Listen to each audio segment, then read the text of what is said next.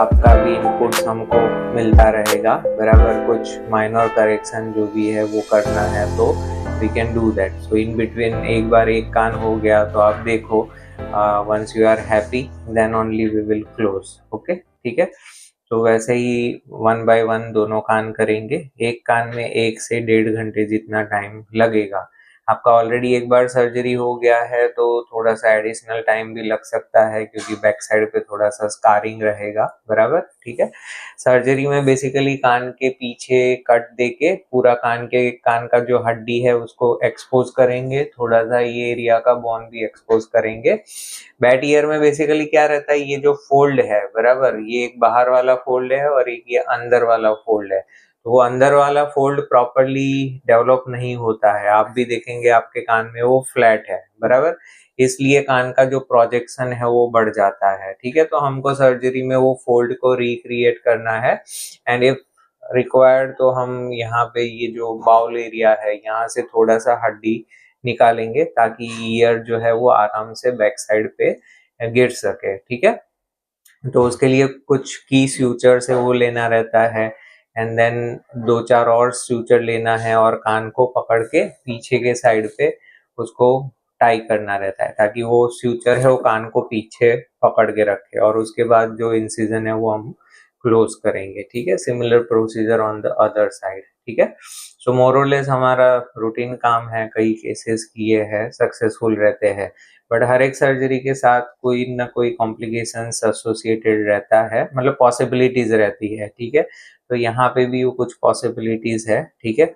Number 1 asymmetry बराबर, मतलब asymmetry मतलब कि कान जो है वो हल्का 19-20 दिख सकता है। बट यूजुअली कैसा है कि कान सबके नजर में एक साथ नहीं आता है, तो वो जो एसिमेट्री है वो इतना विजिबल इन जनरल नहीं होती है बराबर।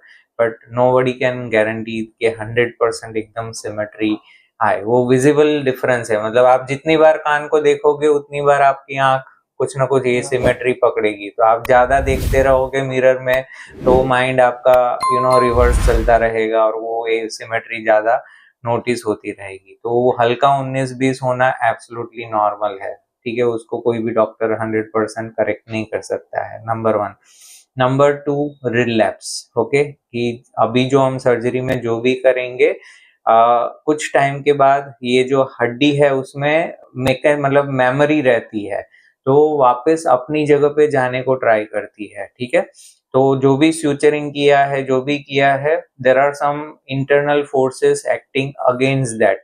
तो जो पोजीशन में रखा है उससे थोड़ा सा ओपन अप हो सकता है। तो ये एक पॉसिबिलिटी है। कितना ओपन होता है क्या है वो बोलना थोड़ा मुश्किल है, बट 2-3 मिलीमीटर का रिलैप्स पकड़ के चलना है।